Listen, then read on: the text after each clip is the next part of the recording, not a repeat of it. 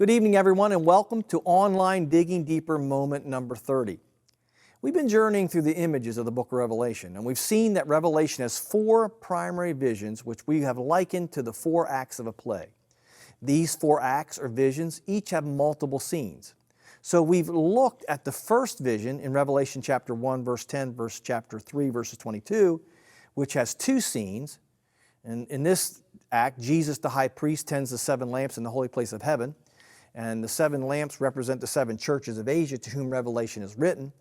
And he lets them know that Christ, these two visions, or these two scenes in this vision, let us know that Christ is with them. The tending of the lamps is the seven letters to the seven churches found in Revelation chapter 2, verse 3. If you want more information on that, you can go back to Digging Deeper Moment number 28. Last week, we began looking at the second vision or act, and it has 17 scenes. There's 17 word pictures that are very clearly indistinguishable in this second part of this second vision of Revelation. We looked at the first two last week. Scene 1 in Revelation chapter 4, in which the Apostle John is taken into the Holy of Holies of heaven, God's throne room. The throne room is represented by the fact that the ark's there. It's the place where the Ark of the Covenant represented the throne of God in the temple on earth. And so we're taken into the Holy of Holies of heaven when we see God on his throne. That would have been his ark. Scene 2 is found in Revelation chapter 5, where John sees God the Father in heaven, seated on the throne. He sees Jesus the Lamb who had been slain take a seven-sealed scroll out of the right hand of God, the one sitting on the throne. Now in scene 3, we come to Revelation chapter 6. John sees Jesus the Lamb slain, open the first six seals of this seven-sealed scroll. So you can see how the book of Revelation is unfolding in natural order. It begins with the blowing of the trumpet voice of Jesus in chapter 1, the tending of the lamps in chapter 2. That's the first act with its two scenes. That's how worship began in the temple of Jerusalem. Then worship continues in chapter 4, where John's taken up to the Holy of Holies of the heavens and sees Jesus, or sees God the Father on the throne in chapter 4. In chapter 5, he sees Jesus handed the seven-seal scroll. And now in chapter 6, Jesus opens the first six seals. The opening of these seven seals speaks of Jesus' authority over the entire earth and the events that take place on it. The Bible is not telling us that Jesus controls everything, but he is letting us know that he has all authority in heaven and earth, and nothing happens without his allowing it. In fact, Revelation 1:5 says that Jesus is the ruler of the kings of the earth. And in Matthew 28:18, Jesus himself says, "All authority has been given to me in heaven and on earth." Again, this is not saying that Jesus controls everything, but it does tell us that nothing happens without his knowing it and without his permission. In this crazy world, this is a comforting thought, in both that he doesn't organize and create everything, and plus he's very well aware of it and allows things, and he has a purpose for doing so. Now, the imagery of the seven seals that we'll find in chapter 6 is taken from the Old Testament. In our first lesson, we saw that the book of Revelation contains hundreds of references to the Old Testament, but never quotes it. But there's hundreds of references. Several of them are found here in chapter 6. When Jesus the Lamb opened the first seal, John sees a rider on a white horse. The rider has a bow in his hand. He's given a crown and authority to conquer.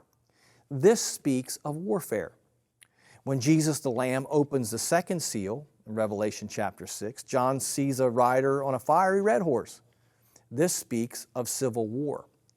When Jesus the Lamb opens the third seal, John sees a rider on a black horse holding a pair of scales. This symbolizes the effects of war and civil war, which is famine. When Jesus the Lamb opens the fourth seal, John sees a rider on a pale horse, and it's not Clint Eastwood, by the way, and its rider's name was Death. This speaks of pestilence and death which follow war.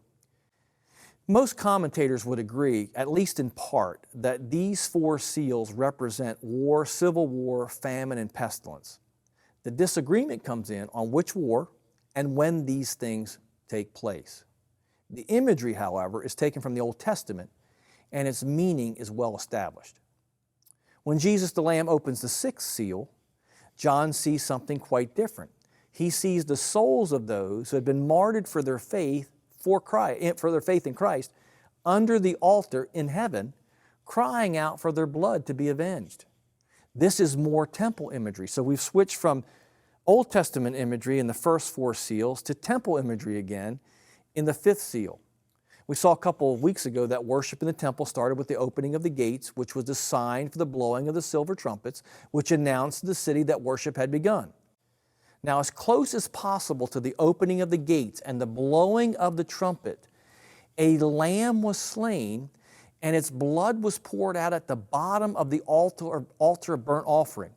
This altar, the altar of burnt offering, was located outside the temple building in the court, a court called the court of the priests. It is this altar which the souls in heaven are under in heaven. They're not in the temple building, they're outside of the temple of heaven, and they're under this altar. The reason for this is symbolic. The language is symbolic. It refers to the souls of those who had been killed for their faith being in God's presence in heaven.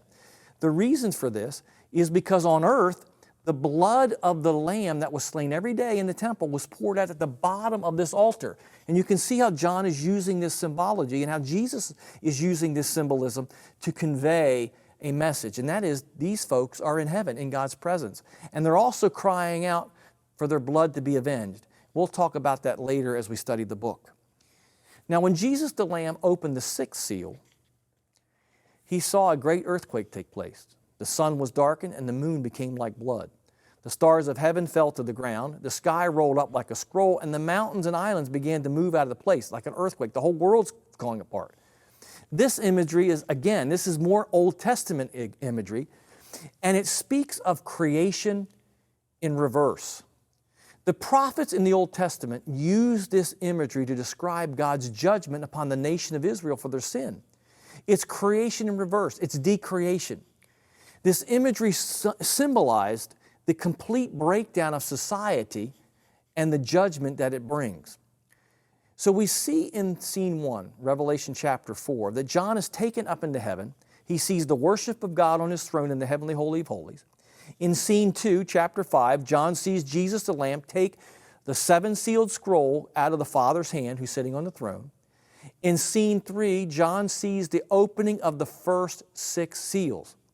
The first 4 seals form a group, and they speak of the judgments of war. This is pretty universally accepted. The 5th seal speaks of the cause of God's judgment, or one of the causes of God's judgment upon the land. That's the martyrdom of Christ followers. We'll see more of this in the book of Revelation. The 6th seal speaks of the total breakdown of society. Now, many see these 6 seal judgments in a very negative light, but that's because they're not looking at them through the eyes of the people to whom Revelation was written. These 6 seals are actually good news to them, because what Jesus is saying is this, and he's saying it, by the way, in symbolism. Those who oppress, persecute, and kill you will be judged. In other words, these 6 seals are bad news for God's people's enemies, but they're good news for God's people because they're speaking of the deliverance of God's people from those who oppress them. This is really good news. Good news for God's people, but not so good news for those that oppress them. Next week, we'll look at the 4th scene in Revelation chapter 7. If you've enjoyed this lesson, please share it with a friend. I hope to see you next week. God bless.